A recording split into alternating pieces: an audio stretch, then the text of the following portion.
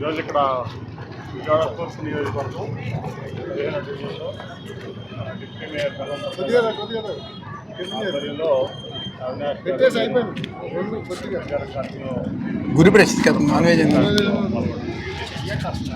ప్రజల నుంచి కూడా మంచి ఆదరణ లభిస్తుంది. ఎందుకంటే సంక్షేమంలో మీ అందరికీ తెలుసు, జగన్మోహన్ రెడ్డి గారు ఈ దేశంలో ఎక్కడా లేనటువంటి సంక్షేమం ఆయన పేద ప్రజలకి మధ్యతరగతి వారికి అందించినటువంటి పరిస్థితి మీరు చూశారు.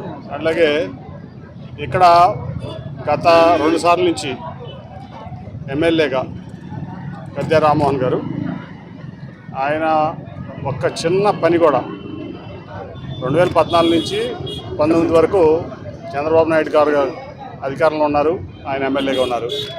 అట్లాగే 19లో మళ్ళీ ప్రజలు ఆయనకి మళ్ళీ ఎమ్మెల్యేగా గెలిపించారు. అయినప్పటికీ 10 ఏళ్ళు ఇప్పటికి ఒక్క చిన్న పని కూడా చేయలేని అసమర్థుడిగా ఆయన ఒక ముద్ర పడిపోయింది ఆయన. అట్లాగే ఈరోజు మీరు చూస్తే దేవినేని అవినాష్ గారు మరి ఎమ్మెల్యే కాకుండానే ఈరోజు ఈ విజయవాడ ఈస్ట్ నియోజకవర్గంలో ప్రతి డివిజన్లో 21 డివిజన్లు ఉంటే 21 డివిజన్లో కూడా అభివృద్ధిలో తనదైనటువంటి ముద్ర వేసుకున్నటువంటి పరిస్థితి ప్రజలందరూ కూడా దానికి హర్షిస్తున్నారు. అట్లాగే మనం చూశారు మీరు, జగన్మోహన్ రెడ్డి గారు వచ్చి రిటైనింగ్ వాళ్ళు నేను పుట్టక ముందు నుంచి కూడా ఇక్కడ ఉన్న వాళ్ళు ఎవరో పుట్టక ముందు నుంచి కూడా కృష్ణలంక ప్రాంతం అంటే కృష్ణానదికి వరద రాగానే ఈ ప్రాంతం అంతా కూడా దాదాపు ఒక 25,000 కుటుంబాల పైన వరద ముంపుకు గురైపోయి ఈ రోడ్డు మీదకి వచ్చి కొంతమంది ప్రాణాలు రక్షించుకునే వాళ్ళు, కొంతమంది స్టేడియంలోనో పీడబ్ల్యూ గ్రౌండ్స్లోనో కొన్ని స్కూల్స్లోనో తలదాచుకునేవాళ్ళు వరదకి. ఆ తర్వాత వరద తగ్గినాక వెళ్ళి చూసుకుంటే ఇళ్ళు ఉండే కాదు, ఆ నష్టాన్ని ఎవరో పూడ్చలేని నష్టం ఎప్పుడు కూడా జరిగేది.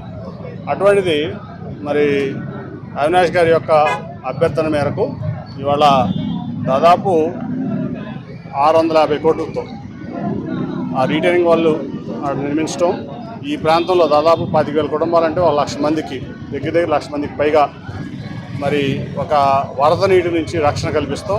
మరి జగన్మోహన్ రెడ్డి గారు అట్లాగే ఆ కార్యక్రమాన్ని తీసుకున్నటువంటి అవినాష్ గారు మొత్తం ఈ ప్రాంతం అంతా కూడా ఇవాళ చాలా హ్యాపీగా, ఎంత వరద వచ్చినా కూడా మేము సేఫ్గా ఉంటాము, మాకు వరదతో ప్రమాదం ఉండదు, వరద ముంపు రాదు అని చెప్పి గుండెల మీద చేస్తున్న పరిస్థితి కల్పించింది అవినాష్ గారు. అది పెట్టింది మరి ముఖ్యమంత్రి జగన్మోహన్ రెడ్డి గారు. అట్లాగే అదే కాకుండా ఇవాళ ఇక్కడ ఈ డివిజన్లో 15వ డివిజన్లో దాదాపు 20 కోట్లతో ఏదైనా కానీ డెవలప్మెంట్. ఇప్పుడు వెళ్తుంటే ఇంటికి ఇళ్ళకి ఈ కింద ఇళ్ళకి కూడా నీళ్ళు లేవు. మరి డిప్యూటీ మేయర్ గారు అట్లాగే అవినాష్ గారు కలిసి ఈ ప్రతి ఇంటికి కూడా నీళ్ళ పైప్ లైన్ వేసి మంచి తాగునీటి సదుపాయం ఎన్నో ఏళ్ల తర్వాత కల్పించారు. అట్లా అన్నీ ఎప్పుడు చాలా పెండింగ్ ఉన్నటువంటి పనులన్నీ కూడా ఇవాళ ఒక సమర్థమైన నాయకత్వం ఇచ్చి అవినాష్ పూర్తి చేస్తున్నాడు.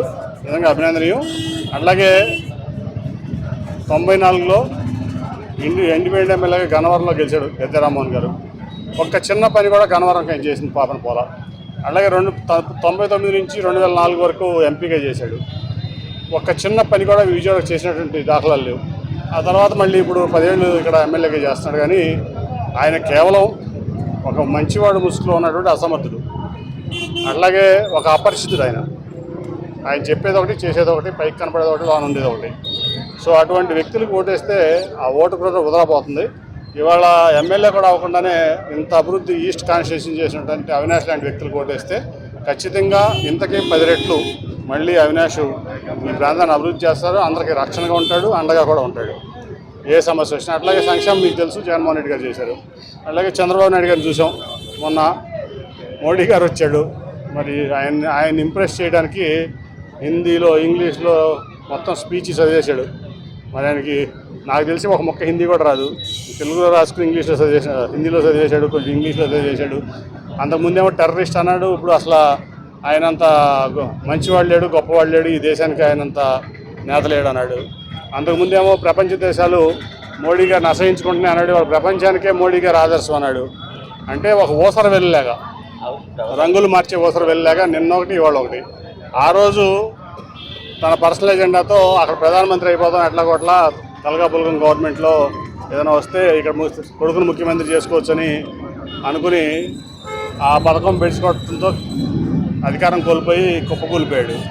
ఇప్పుడు మళ్ళీ మోడీ గారు అని చెప్పి ఆయన ముఖ్యంగా అధికారంలో రావడం కంటే కూడా ఆయన దాదాపు చేసినటువంటి స్కాముల నుంచి బయటపడటం కోసం వాళ్ళ మోడీ గారి కాళ్ళు అమిత్ షా గారి కాళ్ళు పట్టుకుని 3 రోజులు ఢిల్లీలో ఏదైతే ఎన్టీ రామారావు గారు తెలుగువారి ఆత్మగౌరవం అనే పార్టీ పెట్టాడో తెలుగుదేశం పార్టీ, ఆ పార్టీ ఆత్మగౌరవాన్ని తీసుకెళ్ళి మోడీ అమిత్ షా కాళ్ళ కింద 3 రోజులు పెట్టి పొత్తు కుదుర్చుని వచ్చాడు.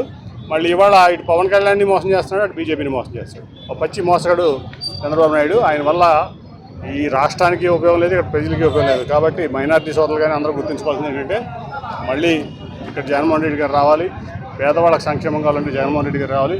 ఇవాళ ముఖ్యంగా ఏంటంటే పిల్లలకి చదువు, దాని మీద దృష్టి పెట్టినటువంటి జగన్మోహన్ రెడ్డి గారు, అట్లాగే పేదలకు వైద్యం,